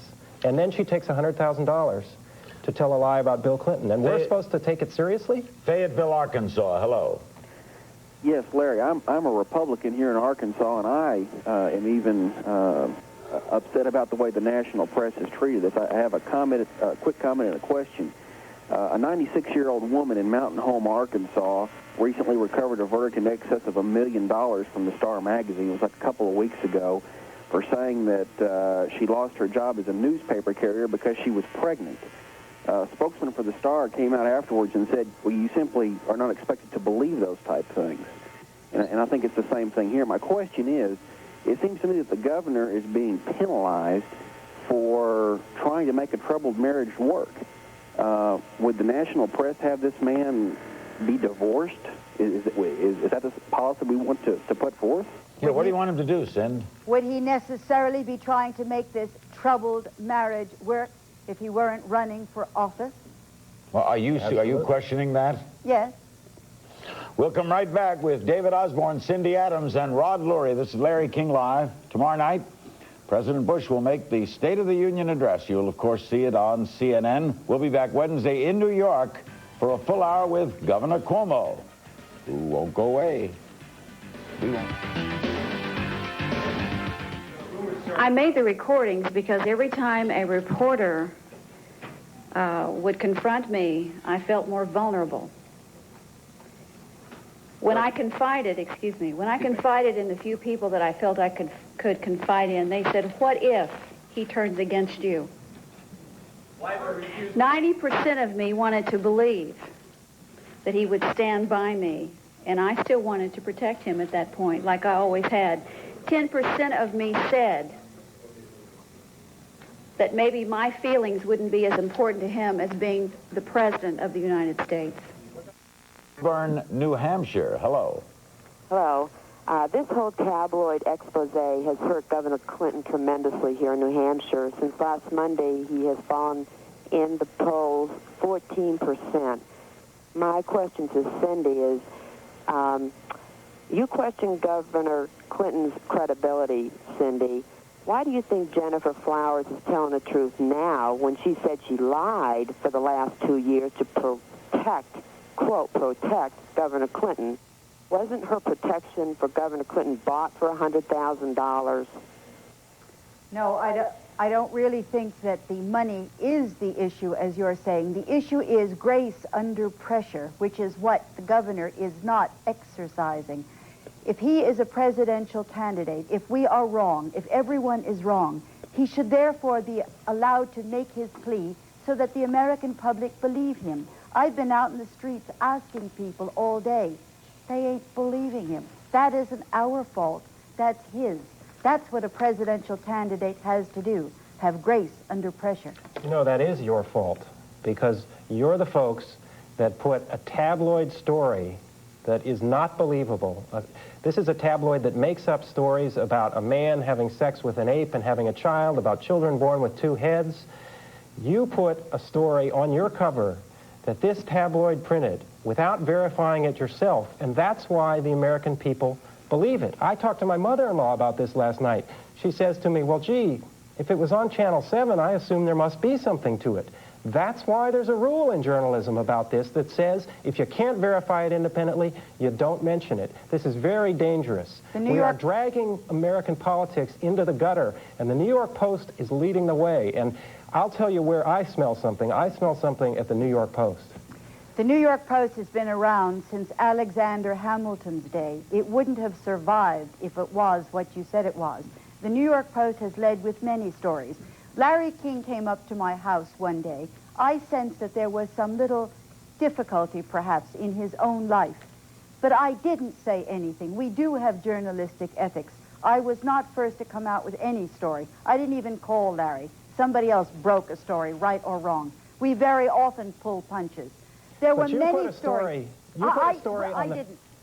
Let her finish. I didn't. She didn't, and she said, now what Cindy described, when I asked her the question, if that woman had come to her, all the things she said she'd do would have been journalistically correct, right? Call the mother, call the man, get verification, check the lawsuits, right? Yes. And that's what the LA Times did. That's what the AP did. They found it wasn't true. Okay, so they didn't go with the story. But what the New York Post did do was put a story on the cover 10 days ago about this lawsuit without verifying it, and the man has since recanted. But the American people are believing these rumors because the New York Post did that. Then if your guy, forget about us, we are not running for president. If your guy is all as pure as the driven snow and so good that he has he's not as pure handlers, as the driven snow. I know that, my friend. And if he has handlers like you that are fanning I'm out not a all handler. over, friends like you, pick a word. What the hell's the difference? If he has humans like you are a human, right? If he has humans like you fanning out for him, then he certainly should be able to handle this. He should make the people in the street say, you know, that lousy newspaper shouldn't have done that. I really believe him. I ain't hearing that in the streets, and I've been listening all day. Well, I'd like to encourage people to send letters to the editor of the New York Post and other newspapers if they don't want their newspapers dragging us through the mud this way based on rumors in tabloids. Did we start the tabloid rumor about John F. Superstud? Did we start it about all the other people, about Gary Hart? We were right on that. We were right on Superstud. If you're saying we're not right about Mr. Clinton, maybe we could have been even righter about some of the other ladies. There's a whole pack of them out there that are sending in information. I've had lots of it. I simply haven't used it because until now, until he started to run, I didn't care a hoot in hell for Clinton of Arkansas. Who the hell cared? Suddenly, we all care. We'll be right back with Rod Lurie, David Osborne, Cindy Adams, and more on Larry King Live. Don't go away.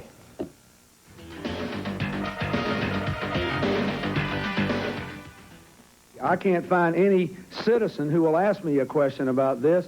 Hart seems to be preoccupied by it, and nobody seems to be willing to quit the campaign that has the best chance to change their family's future in favor of somebody who wants to pry into, and in many cases... The general editor of the National Enquirer called in and mentioned about the Washington Post and the Pulitzer Prize. He may have inferred that Bob Woodward won a Pulitzer that was returned. That was not true, because Janet Cook was the writer in question who lost her job at the Washington Post for lying in a story. Bob Woodward was her boss, and in fact was part of the team that found out the truth before Ms. Cook departed the paper. You're going to be sued by them. Before we take the next call, any comment on being sued by them? By the way, Mike Walker is the gossip columnist from the Enquirer, the most rhetorical title in journalism. He's not the general editor?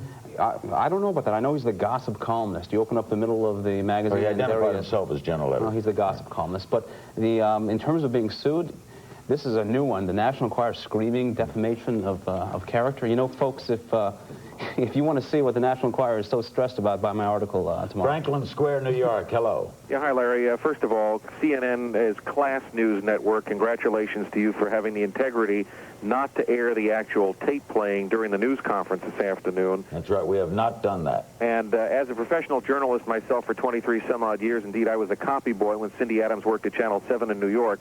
Let me say that tape sounded to me like a setup, number one. And number two, the news conference atmosphere today was a circus. I will not mention specifically whom this person was affiliated, but there was a buffoon in the audience calling out salacious questions, which rendered the whole thing down to the level of a circus. And unfortunately, that individual was carrying a New York City Police Department working press card, and they need to screen who gets into these things more carefully because it reduced the whole level of the news conference and forced Ms. Flowers' attorney to cut short the news conference, and that was not fair to the governor or to Ms. Flowers. Caller, do you think this is a sorry page in American journalism, or is that too strong a statement to make until we know more? I think we need to know more, but frankly, I think we are ignoring the economy. We are ignoring people who are out of work. We are ignoring what George Bush is going to talk about tomorrow in his State of the Union address, all in favor of what we seem to want more of, patent place and prurient information about what people are doing in their bedrooms. Who the hell cares? Everybody. That's the point. Everybody. That's why Larry King has it on his class network, and that's why everybody else has it. By the way, I'll say who the buffoon is. I don't care. It's the world-famous Stuttering John from the Howard Stern show. Yeah. So well, if he were there, even Cindy will say that's bizarre. Whittier, California. Hello. Hello. Yes, we do care about what goes on in their bedroom and out of the bedroom. The point of the matter is the man credible? Does he have character? We're talking about leadership in politics, and maybe that's what's wrong with our nation today is we don't have leadership because we don't have character. David?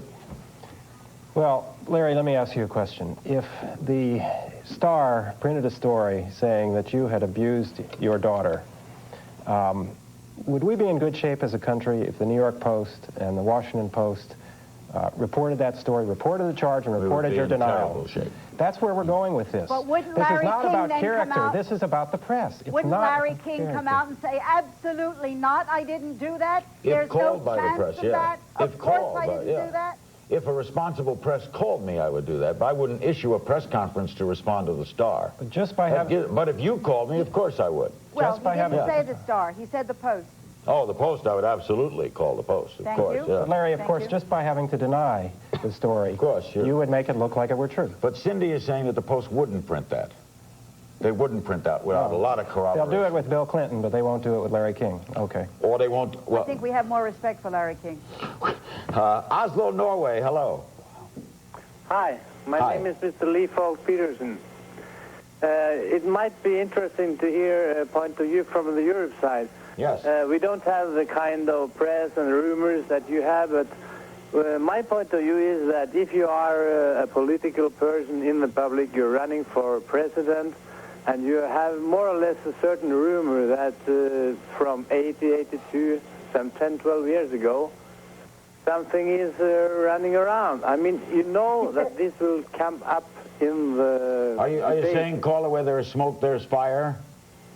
So I don't know how this Mr. Clinton doesn't take this in advance and says, my marriage has been so-and-so, and... Well, he has done that. I got to get a break.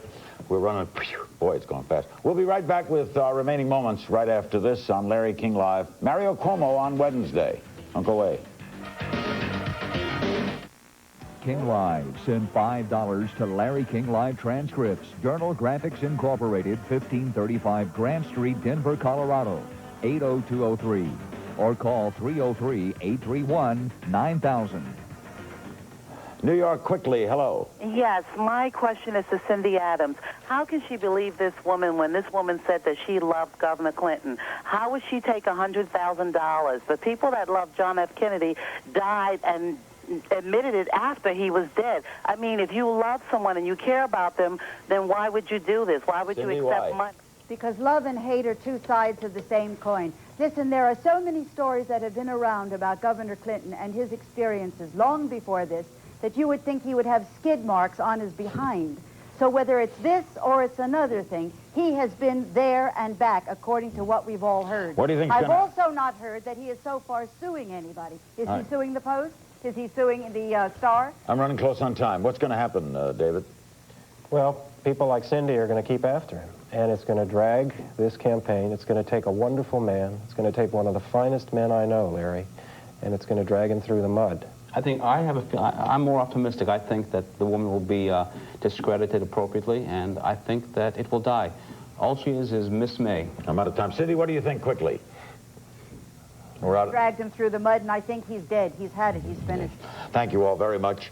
Thanks for joining us on this edition of Larry King Overnight, a repeat of Larry King Live, which airs every night, Monday through Friday at 9 Eastern. Tomorrow night, President Bush delivers the State of the Union address. We're back Wednesday with Governor Mario Cuomo of New York. Have a great Tuesday. Thanks for joining us, and good morning.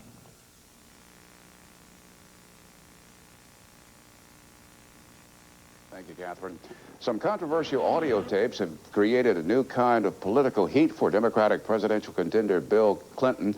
At issue, some less than kind comments about New York Governor Mario Cuomo. It began when Gennifer Flowers called a news conference to claim she had been Clinton's lover. She played audio tapes, which she says are phone conversations between her and the Arkansas governor. On the tape, the man Flowers claims to be Clinton makes disparaging remarks about Cuomo. Most people think, you know, that except for Cuomo, I'm doing the best right now. And we're leading in the polls in Florida without Cuomo in there. But Cuomo's got 87% name recognition, and I have 54%.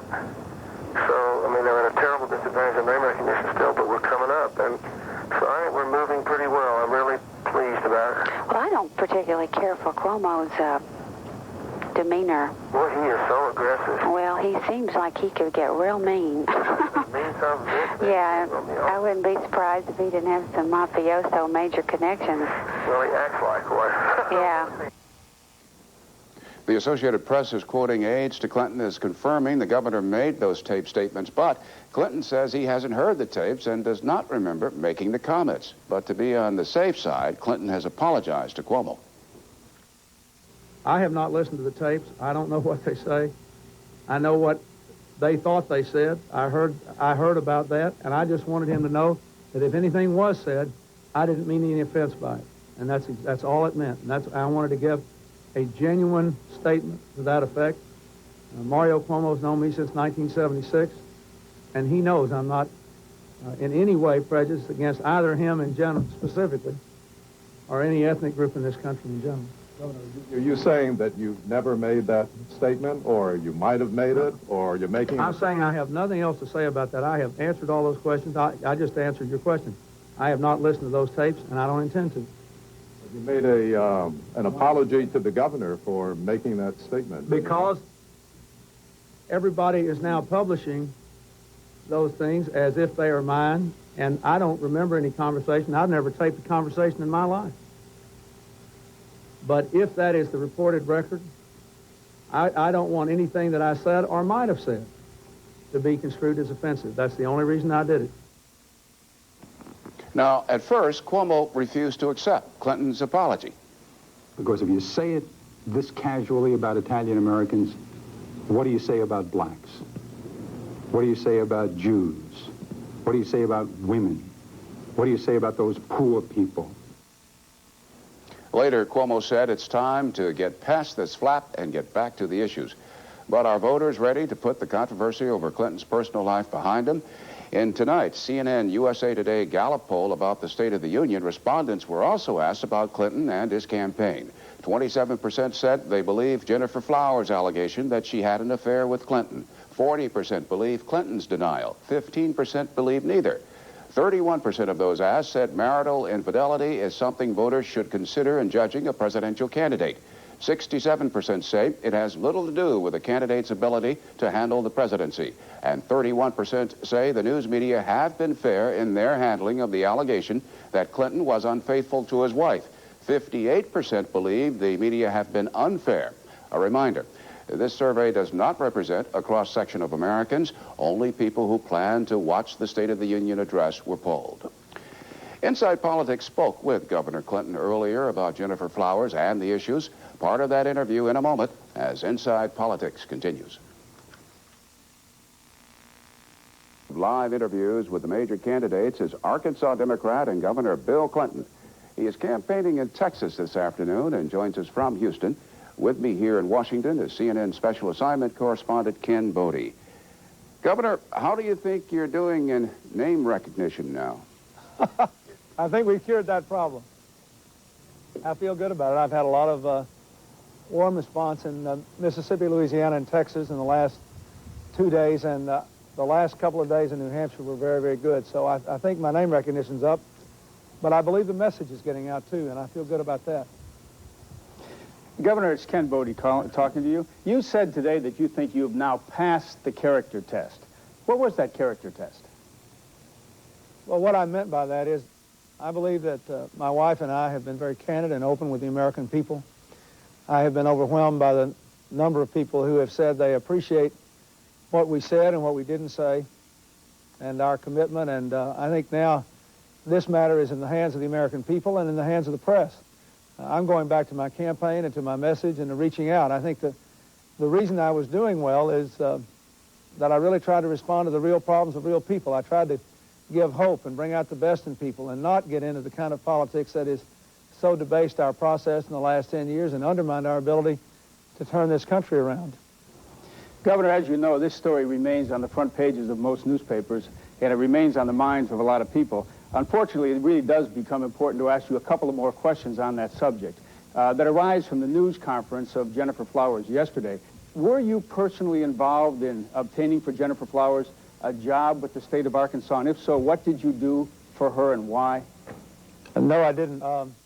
My office attempted over a period of about a year, I think, to assist her, as we did hundreds of other people. There is a section in the governor's office, there always has been under my administration and others, which attempts to refer people who are interested in it for state jobs.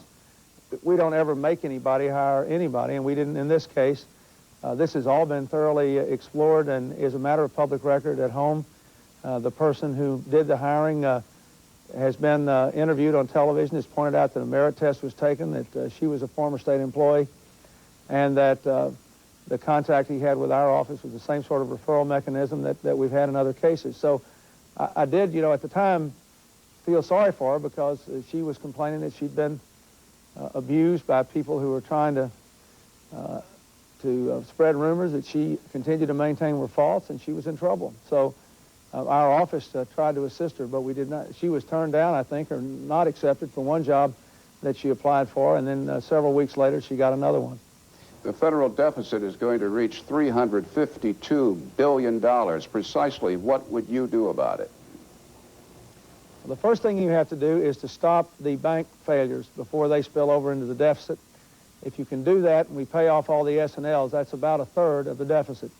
And that would take a third of it away on an annual basis. The second thing you have to do is to begin to reduce defense spending at an appropriate level. The present defense budget, which I do expect the president to recommend cuts in tonight, is premised on the existence of a Soviet Union, which isn't anymore. Third thing you have to do is to get control of health care costs and provide a basic package of coverage for all Americans, a core benefit package which really does the job. We're spending about $100 billion a year now on wasteful insurance finance mechanisms and unbelievable bureaucratic micromanagement of all health care decisions because of federal rules and regulations, that if we had a uniform benefit package and a whole different way of structuring the health care system, we could eliminate. So if you control health care costs, reduce defense, stop the failures of the banks, and then I have recommended a minimum of 3% administrative cut in the federal government over the next 4 years, you would have a lot of money to reinvest in the future and to pay down the debt. Governor, the death penalty is not really a federal issue, but it's one that governors face all the time, and one that you faced many times as governor, and it's on the minds of a lot of people because of the execution that occurred in Arkansas a few days ago. Could you tell us, please, what legal and personal decisions you face when you allow a death penalty to go forward? Well, I have allowed 3 executions to go forward in my state. And in each case, what I did was to review the facts of the case to satisfy myself that the defendant got a fair trial and a fair set of appeals, that there was no doubt as to the guilt of the defendant, and that there was no basis for commutation, that is, no compelling case for avoiding the execution. I support capital punishment, and as I have throughout my political career, but it is always a difficult and painful thing. And sitting there in the governor's mansion with an open line to the prison system, reviewing at the last moment all the facts, thinking about the life of the defendant as well as the lives of the people, in this case, all 3 of them were multiple killers, the lives of the people that were taken. It is not an easy decision, and it was not an easy decision last week. Why should someone vote for you simply because of promises you make? Because I have a record in public life of keeping those promises. Of all the people in this election, including the people in the Republican Party, including the president, I have spent the most time at the work that is now taken center stage in our life. How do you get and keep jobs in a global economy? How do you educate people? How do you solve social problems? How do you unite people? How do you unite people across a broad philosophical range in a coalition for change to keep moving forward? Those are the things I've done for the last 11 years as governor. And I think if you look at my record, my commitments, and the specificity of what I'm committing to do in the future, you've got a much better chance of getting the changes this country needs with me than with any of the other people who have presented themselves in this campaign. Governor, a lot of Democrats are for you because you look like you're the most winnable candidate, the candidate who could do best against George Bush in 1992. Do you think after the last few days you still rank as the most winnable candidate, and how do you, what do you expect Republicans to do with this issue in the autumn? Well, I think that the people in New Hampshire and in the primaries will decide that. If we're going to go for basically cash for trash journalism, That's one thing. If the people say, no, we don't want that, we're going to run on the issues, we want to run on what's happening to our families tomorrow's and not Bill Clinton's families yesterday's, then I think I am by far the most electable candidate because I've got the best message and the best record. Governor, thanks so much for hot-footing into that studio there in Houston. Thanks a lot.